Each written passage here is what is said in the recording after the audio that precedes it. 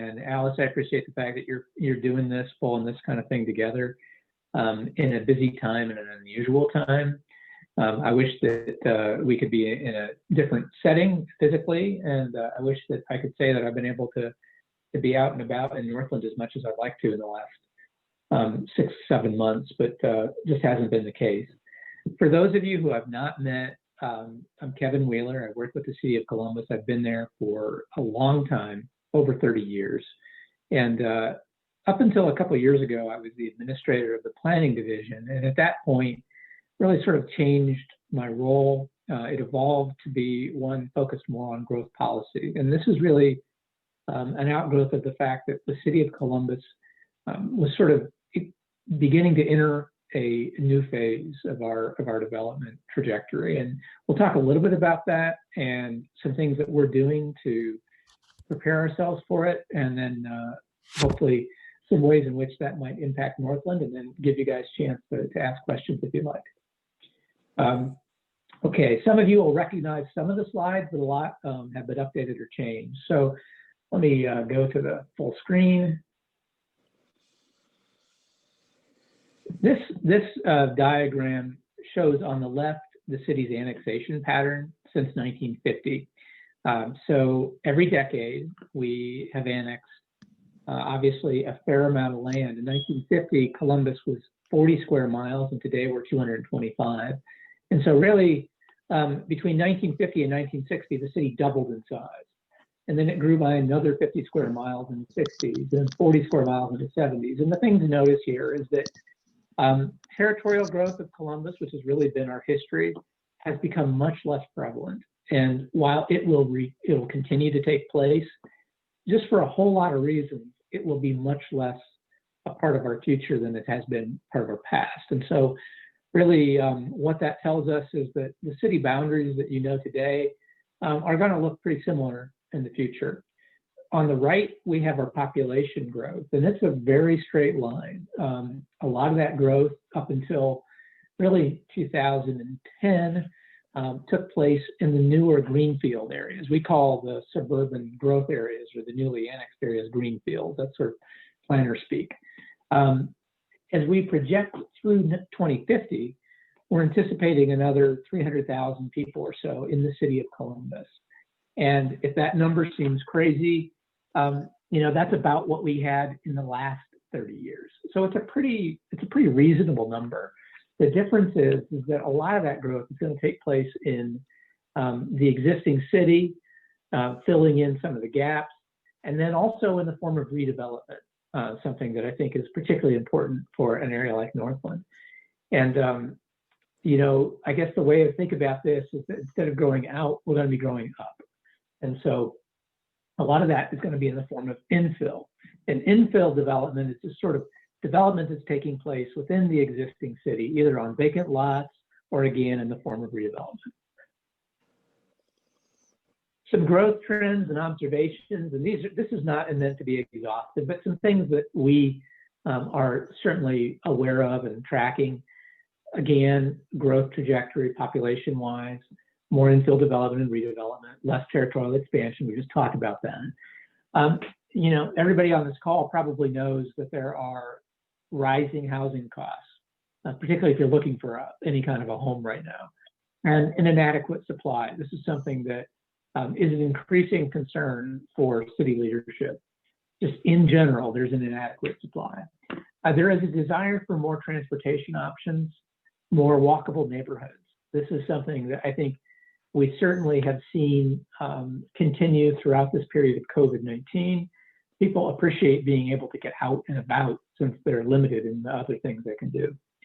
We also see an increased demand for multifamily housing, smaller homes, smaller lots.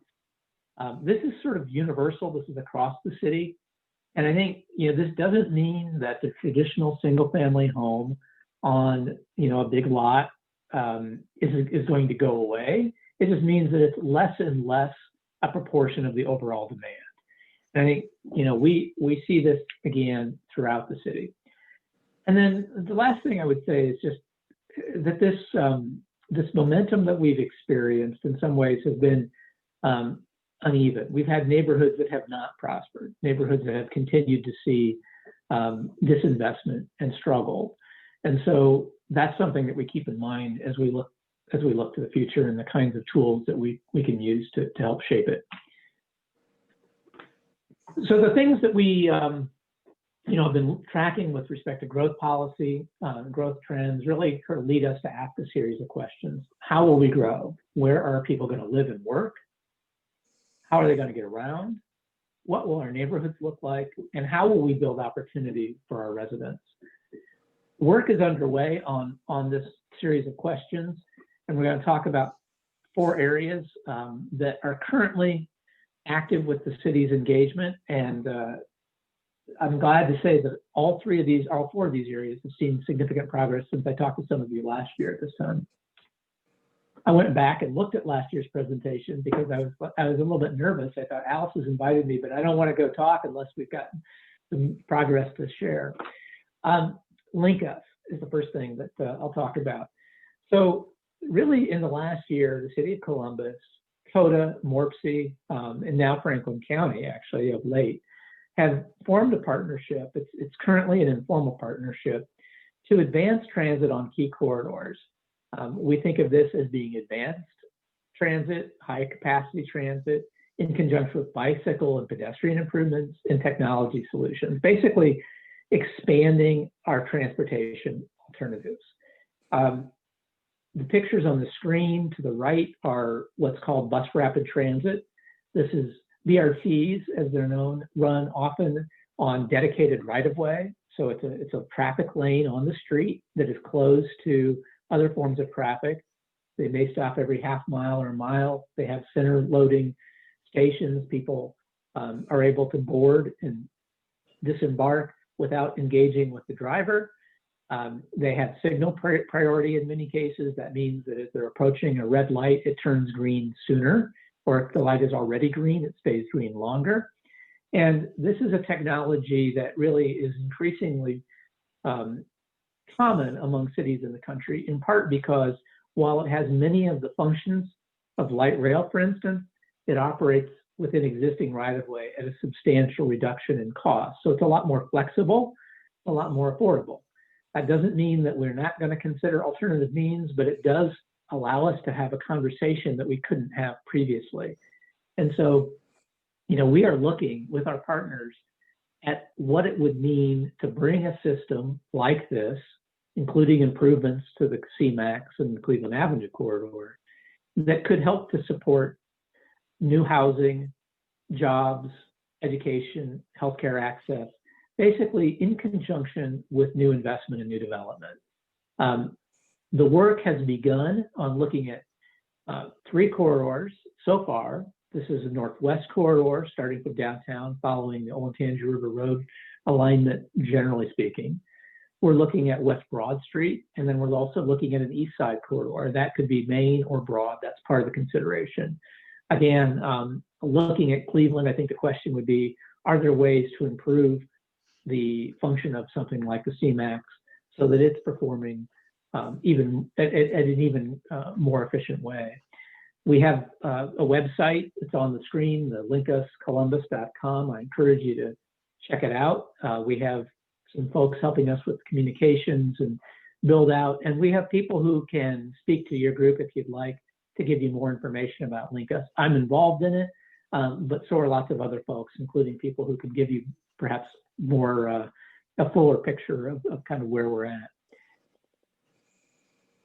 This image just shows you that the goal here is to take mobility, infrastructure investments, and compact development, new investment to increase opportunity. I think that we feel that giving people access to reliable, safe access, frequent access to jobs, healthcare, education, and more housing choices is fundamental to providing opportunity, and it's fundamental to strengthening our neighborhoods. Zoning code update. This is something that we've just begun. The city of Columbus has not had a comprehensive zoning code update since 1959. Some of you understand, and perhaps most of you, that zoning is regulatory in nature. It's not policy, and that's how it differs. It addresses how you can use your property, how tall your building could be, what level of parking you have to provide, et cetera. It can be a powerful tool for encouraging and facilitating investment. It's not the only tool, it's not the only part of the picture, but it's one tool. Zoning also has a darker history in some senses. Zoning like restrictive covenants and redlining that perhaps you've heard about, where banks and the federal government were they made decisions about whether to loan money for a new home, for instance, based on the neighborhood.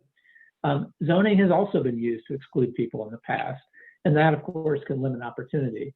As we look at our zoning code comprehensively for the first time since 1959, we're asking a whole lot of questions. And I should say, it's not that the code hasn't been changed since 1959. In fact, there's probably almost none of it remains since that period. It's just that the changes have been incremental. We haven't had a chance to really take a broad look at it. And so we're going to look at the code. We're going to look at how we can best align it to be consistent with the city's priorities for growth, our priorities around equity, affordable housing, sustainability, job creation. This image here is really perhaps mostly for people like Dave Paul who know the zoning code pretty well. But over the past 10 years, city council actions on zonings fall into these different categories. And what I'm going to tell you, perhaps the most important thing to understand, is that it's the yellow slice of this pie that represents the zonings that are just sort of to a straight district. And what that really means is that the other 96% of zoning activity that council approves is somehow tailored to a specific site. And so what that tells you is that when the underlying code is always having to be adjusted to accommodate development, many times great developments that everybody wants to see, ultimately that tells you it's time to look at the underlying code. It's time to say, hey, maybe things need a bit of an update. This slide just shows you Board of Zoning Adjustment cases. And again, this is another sort of early warning sign to us. Hey, when you have so many repeated variances in certain categories, it's time to take a look at the base code and say, maybe it's not really quite calibrated right. So, you know, if you are involved in zoning activity, development activity, you won't be surprised that the #1 variance request is for parking, minimum number of parking spaces. And I think Northland is a perfect example. When you drive around your community,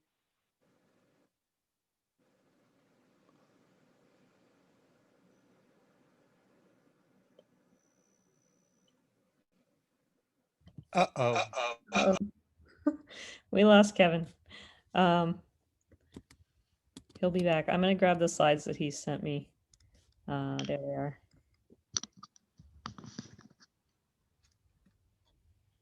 Dave Paul, would you talk about, maybe give a couple examples of some zoning that's come up recently? Actually, well, we've got National Church Residences here.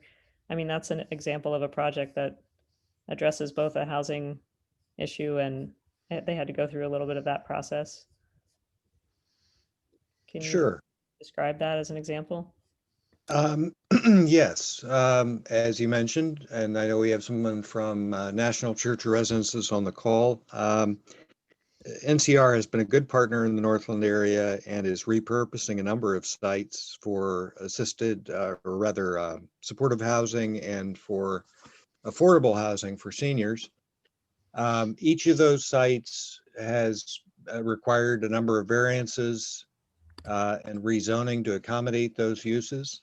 That's something that we've been supportive of. But what Kevin was just talking about in terms of needing to basically provide variances for almost any kind of reuse of a site or even some new development, I agree with him that that's reflective of the fact that our code didn't anticipate modern development patterns here in Northland and generally. And let's see, I think he may be on his way back in. But that's an example, the NCR developments, but we also see cases where private homeowners have situations that are not really anticipated by the code.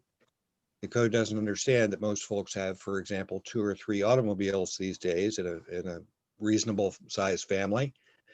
And so private homeowners need to obtain variances just for parking in some cases, for garages that accommodate more than a single. Okay, So I'm going to go can ahead. you hear me? Yep. Okay. So Alice, I don't know if you got this email from me earlier with the PDF in it. If you did, that's great. If not, I just got kicked off. Apparently our building is out again. I'm sorry. I apologize, guys. I'm doing what I can to keep with you. Oh, you're good. I don't know if I'm unmuted, yes, but I have your slides up. I think I'm screen sharing them. Can people see them? Yes, okay. I've Okay, got your slides okay, up, great. yeah. Okay, and if you could go to the next slide, please. It would be a BZA chart. And what I was saying when I was rudely cut off by our system is that, you know, I think that when you see so many parking variances, again, that's the kind of thing that makes you want to take a look and say, hey, what about the code should we be tweaking? And Northland is a perfect example of a community that really was built at a time when parking requirements were pretty extreme. And one of the things that you see there, obviously, that you have is an abundance of parking. And I'm not suggesting that that's not an important thing for your businesses, but I am suggesting that sometimes we have more than we need, and that can really represent opportunity. Next slide, please.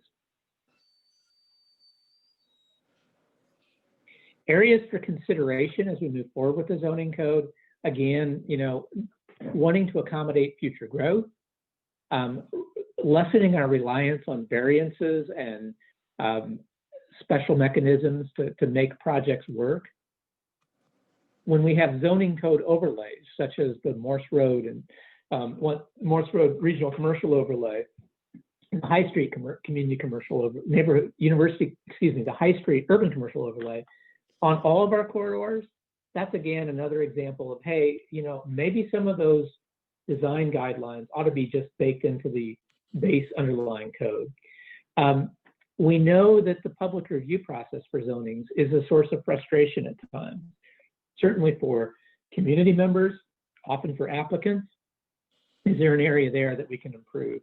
Neighborhood infill guidelines. If you have infill development in your neighborhood, details matter. They matter a lot. And how are we able to build a stronger code in terms of design guidelines? Supporting transportation options, we talked about that earlier. If you have a major transit station, it makes a lot of sense to have development and densities around it that really can help to support it. Affordable housing, you know, this is something that's a fundamental need in our community. And affordable housing really is at all levels of income, really below the median income. If you, the median income in a community like Columbus can be relatively high. And so creating options for folks across income spectrum is important. And then you all are really focused on economic development. And one of the things that we recognize is that we have to preserve places for jobs. If we are not strategic about that, we find ourselves losing opportunities for economic development. Next slide, please. This is the update goal. I've already talked about this. You know, things that we're going to be thinking about: equity, growth management, affordable housing, job creation, neighborhood vitality, sustainability, and transportation. This is a working goal. And so we'll be refining this as we move forward as necessary. Next slide, please. And we just have a few more. We are currently in phase 1 of the zoning code update. Phase 1 is looking at our current code, assessing it from a technical perspective, looking at it from a policy perspective and a process perspective, and then ultimately developing a recommendation for how to update the code. And that's phase 2, and we will actually be rewriting code elements, where we'll be looking at whether or not we need to be looking at changing the zoning map in some situations. These are big scale projects, and cities take multiple years to do this. And rather than just launching into that phase 2 where we're really kind of tinkering with things, we felt it was critical to have a phase 1 to really do a level set. And as part of that process, we're going to be talking with stakeholders, we've had some stakeholder interviews already. What we envision is doing some survey work, and I'll probably be reaching back out to you, Alice, about sharing a survey with some of your members so that we can get better information from folks in the community. But certainly as we move into phase 2, no changes will take place to the code, much less maps, without lots of opportunity for public engagement. So that's something that you'll hear enough about the zoning code before it's all over that you'll be tired of it. Next slide, please. Phase 2, again, is the phase when we really get down to the nitty-gritty of updating the code. And one of the things that we're committed to is meaningful public engagement. And a lot of times we feel like we don't always see the full spectrum of the community when we do engagement. And this isn't to say that the people who do tend to be proactive and engaged shouldn't. We want them to. That's important. But we also want to see if there are things we can do to broaden that. And I think, you know, you as an advocacy group, as a membership organization, have that same challenge, right? Where you're trying to make sure that people are, you know, have a connection to you, that they understand what you're trying to do. And we want to build that same kind of connection to the community.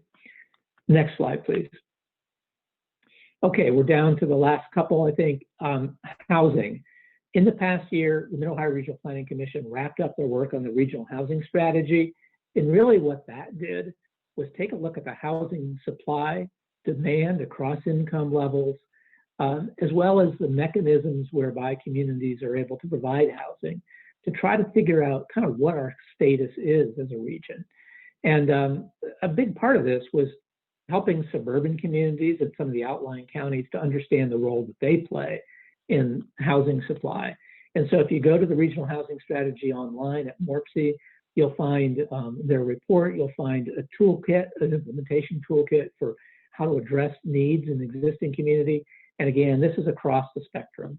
We also have in the city an affordable housing bond allocation that voters approved in the last bond issue, and we're still working on rollout of those funds.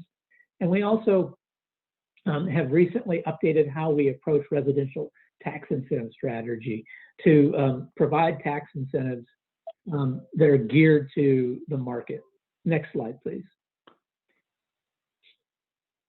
And the last initiative that I'm grouping with today's presentation is just Sustainable Columbus. And this is something that is housed in the Public Utilities Department, launched 2 years ago, works across city departments. And really the focus here is just recognizing how critical economic and environmental sustainability is in the long run. I think that we've all seen, no matter where you're at on climate change, that there are impacts that are sometimes beyond our control.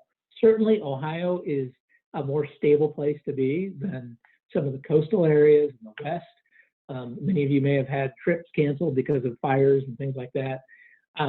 And so we recognize that we have an advantage in that sense, but we also recognize that it's critical for us to be thinking long term. And so some of the activities that we're looking at are urban forestry management, parkland dedication ordinance updates, and climate action plan to help the city be prepared for change in an ongoing way. I think that's it, Alice, but let's see what's next.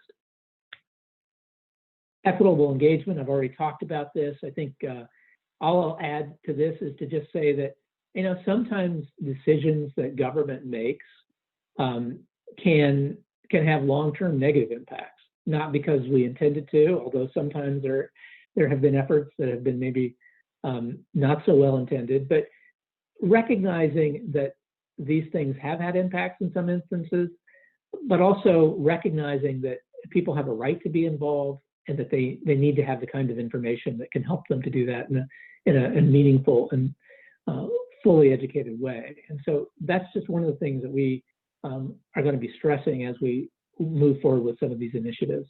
And I think that's the last slide besides the thank you. Yeah. Okay. All right. Well, thank Yeah, you. I'm sorry for the On behalf of all the that. participants, I will be clapping for everyone, since most people are muted. So I'll just start off with a question. In terms of, so most of the people we have gathered here are Northland businesses. And, you know, from the perspective of I think what I like about talking to you, Kevin, is that you see things as changing and changeable because your view is so long.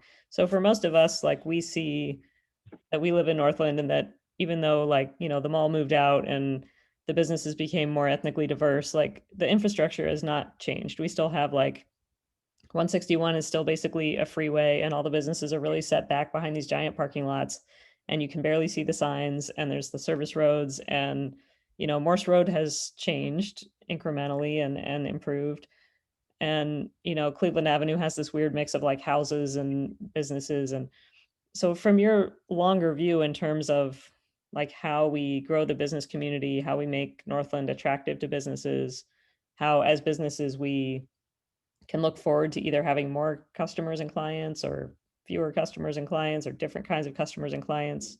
Like what would be your perspective on those sort of issues, like the way that the businesses are physically located and the way that our customer base might change over time? Sure. So I do think, I thought a lot about this, a lot about your community. I think some of you know that, I've been involved in Northland related planning issues for a long time. And so I am pretty interested. And I think that the fact that the city is not growing territorially nearly at the pace that it once did, but that we remain on pretty solid footing from a population growth perspective, I think that means really positive things for areas like Northland that have a lot of potential for redevelopment. And, when you look at areas like the continents and some of the major, the larger shopping centers that you have, for instance, and some of the larger properties on a 161, you do have opportunity for redevelopment over time. I think that what really we would anticipate, and I'm no expert. I think one of the things about projections for population and otherwise is that they're always wrong. It's just a question of how wrong are they. You're doing your best to get to be as accurate as possible. But I think we really do see mixed use redevelopment as being something that is likely to happen in places like Northland. And when I talk about the zoning code, part of the thought is what can we do to make zoning supportive of that sort of thing instead of a hindrance. Why would we be real worried about height limits, for instance, at the continent? Can we ease that up? Why would we be so concerned about some of the use separations in mixed use areas? And I don't want to get too weedy, but are there things we can do around zoning that can help encourage that? With transit, are there things that we can do to make transportation more readily supportable of investment in business? And I think that works hand in hand with the zoning work that we're doing. I guess I would say that anything you can do to increase pedestrian orientation, increase street presence, to create more of a street presence that's less suburban over time is a positive thing. These things take a while, so I don't want to be glib in talking about that, but that is what I guess I would say. Can I ask for a clarification? What do you mean when you say street presence, like sidewalks and things like that? Yeah, I think that in addition to the city technical problems, I'm having technical problems at home, so pardon me 1 minute. I think that when we envision redevelopment and reinvestment, mixed use investment, I think that's an opportunity to kind of establish a new presence in the built environment. So if you think about major projects, and I'm not saying that you have to have a bridge street like Dublin did, but you think about those kinds of things where your building is more oriented to the street. And some of this is challenging because of the service roads, for instance, but you have a stronger streetscape so that I'm sorry for hesitating here. I'm trying to think about some of the elements of streetscape. It's the trees, it's the sidewalks, it's the things that sort of create a more appealing streetscape or environment for pedestrians and people in the neighborhood. Help to draw folks in. So Kevin, without putting on my like victim, Northland always gets the short end of the stick hat. I'll try to keep that tone out of my voice. But like right now, we're having all these planning meetings about the intersections on 161 being reconstructed to make them safer. And every time we have one of those meetings, we're like, hey, could you make it not look crummy? Like, could we have nice like light posts, and could we have, not have our traffic lights strung from wires like it's a construction zone? And every time we get some weird answer, like either just no, that's not in the budget, or the street is too wide to have that type of traffic pole. It has to be strung on wires. And I'm like, no, that's just patently false. I can go anywhere in the suburbs or even on Morse Road and see examples of a very wide street that has traffic lights that are on like an actual metal, thing. And so it just feels like we're always trying to create that. Like, hey, as long as you're digging up the street, could you put in nice stuff so we look more like, Worthington and or Yeah. Pleasantville or even the Short North? And it's always just like, no. So how do we kind of, we're not saying just do this all because we said so. It's like, you're already going to dig up everything. So it could only be a Right. small incremental cost to make it look a little nicer and have that street presentation, but we never seem to be able to get anywhere. Yeah, I admit that I have not tracked with the conversations that Public Service has had with you guys. I think, that's one of the advantages of sometimes when you have redevelopment projects. It's easier to have the advocacy of a development interest that says is sort of bringing resources along as well. I don't have Alice, I'd be happy to talk to you more about it. I don't know what to say in response to the specific discussion with Public Service. It's not a unique problem. I mean, we do get a lot of requests for undergrounding of utility lines, for instance, and are routinely unable to do it just because of the cost and the absence of property owner assessments and things like that. But I don't know what the specific details of this are. I'm sorry. Can I jump in also, Alice, and just say I'm sorry, are you getting echo? It's not too bad. Okay. In addition to the aesthetic improvements we talked about with the city, just maintenance is a serious issue in corridors such as 161. We talked about development and sort of infill and improving generally the corridor. But at this point, we're not going to see investment, for example, along the 161 corridor because the roads are completely destroyed in a lot of places. It isn't conducive to the kinds of investment that folks would make that would justify, in some cases, regarding it as a developing neighborhood with quality infrastructure. And I know that there's always a conflict between, sort of planning and maintaining, that they're sort of playing it's a chicken and egg phenomenon that goes on there. But that's another issue as well, that I think particularly along the 161 corridor, obviously we've seen improvements along Morse Road, and we recognize that. When Morse Road was rebuilt, we anticipated that 161 would sort of become the weak sister of the two, and it certainly has. There are sections where the service roads are almost impassable. They're seriously degraded. And we just don't seem to have gotten much attention from the city on that, in part because they've been saying for some time now, well, we need to re-engineer the entire corridor. That's fine. But in the meantime, we have businesses who are trying to survive along the corridor, residents who are seeing decay and perhaps choosing to go elsewhere. So it's frustrating in that we understand a lot of what you're saying about future development. We're just trying to keep what we've got going at this point. Sure. So anyway, it occurred to me as Alice was talking about improved aesthetics and nice fixtures. Really, even just keeping the roadway in a reasonable condition has been a challenge in our neighborhood, particularly along 161. Thanks. Yeah. Oh, well, this is part of what I'm writing things down, and I know you probably feel like you've been saying the same thing repeatedly, but sometimes, it helps to have a broader audience of listeners. And, that's one of the things that I do plan to follow up on, is just to pass along some of what I'm hearing from you all.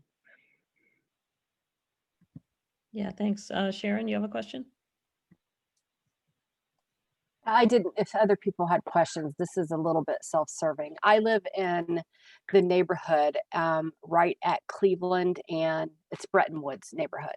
So on the southeast corner, since you have a National Church Residences person on the phone, it is projected to put in a facility there. I don't know the correct language, so I apologize.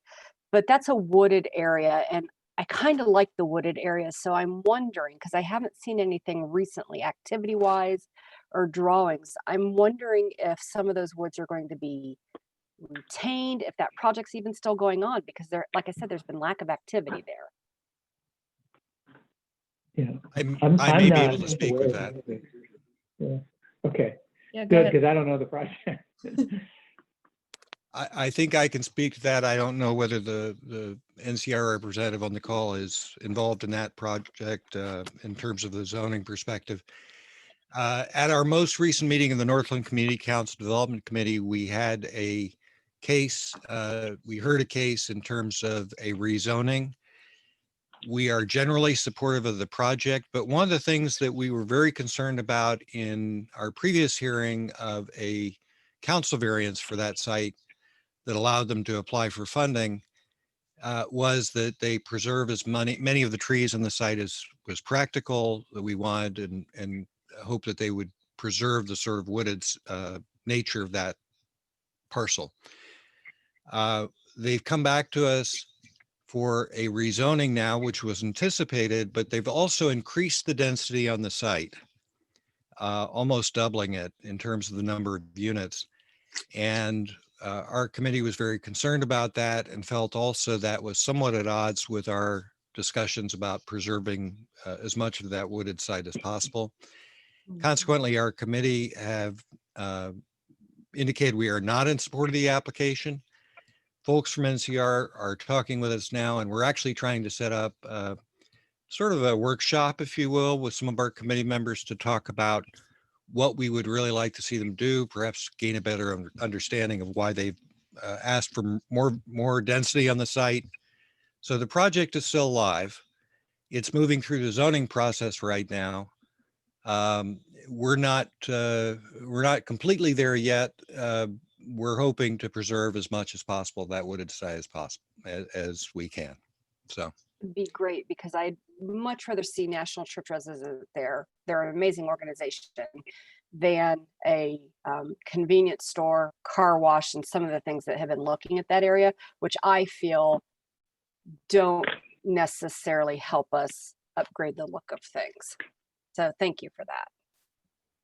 agreed. And Kevin, thank you. I apologize for taking your time to talk about that, but that is one of the larger Okay. developments that's been planned in the area recently. So Great. Well, and that's the sort of the down and detailed part of how development happens, and it's a site that's zoned commercially, which Sharon, you're perhaps suggesting isn't ideal, and so this gives you an opportunity to kind of work through an alternative that might, in the end, be a good solution. I feel like I'm not doing so well with your questions, but I'm happy to try if you have other questions, if there's anything about what I've shared or things that perhaps I didn't share that you're curious about. I'll do my best. I don't have a question per se, but on behalf of the 161 task force, I'm grateful to hear that the city is continuing to look at transportation issues and walkable, bikeable issues as well. I think it's important, given the market study that was recently completed for the corridor, just to remind everybody again that half of the residents don't have a car.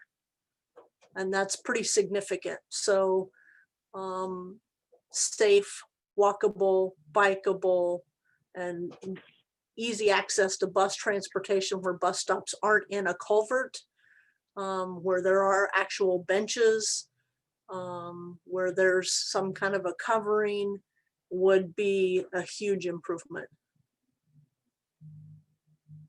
Yeah, yeah.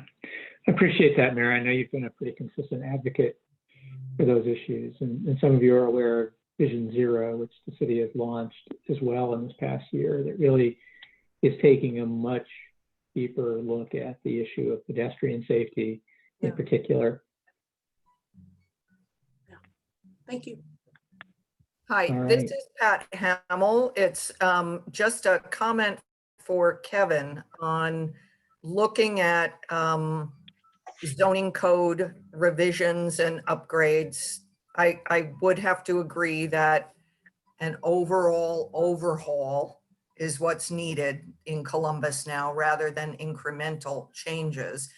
But I think one of the areas that the city has not put forward a focus on is lighting. And what I would suggest is that in looking at lighting requirements, revisions requiring dark sky lighting levels of technical requirements.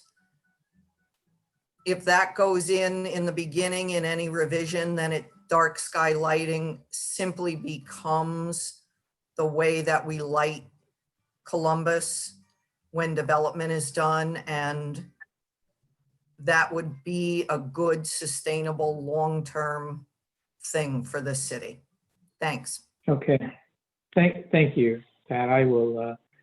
I wrote that down, and I will be talking to the zoning consultant tomorrow. That's one of the things that I'll definitely pass along. One of the things that I've personally learned is, of course, with the proliferation of LED, it's very easy to buy lighting that is way more than you need. It's a whole nother level of learning about lighting. So I appreciate that comment. Well, And we've Kevin, got- you know this, of course, but Bill Logan, the vice chair of our committee, is a lighting architect, so he'll be happy to talk with you about that. All right, well, it's 1 minute. Yes. till. Kevin, do you want to just close us out with, what would you, if you close your eyes and see Northland in 15 years, what kind of, or 25 or 30, what kind of differences do you think that we would see? And then we'll say goodbye to everyone and Sure. drop off. Sure. Well, I really do feel optimistic, and I feel like Northland is a community that has strong neighborhoods. While you may see vacancies, certainly, and some of you who run businesses have struggles that I don't experience. I think that there is opportunity. As in the longer term, I think there is opportunity for Northland, and I really see reinvestment and redevelopment along your major corridors. And I, my hope is that is in conjunction with the kinds of transportation improvements that make it easier to get around, not only within your neighborhood, but into and out of it. So, that's what motivates me, is this longer term reinvestment in our community, and I'm going to continue to be optimistic about that. And I don't think that, I'm not being overly rose-colored in this. I'm convinced that the development patterns are moving in a direction that really makes the existing city, the place where a lot more activity is going to continue to happen. So thank you for having me. And if you don't know how to get a hold of me directly, Alice, Dave, Paul, others on the call do, and I'm happy to talk to you. So thank you very much.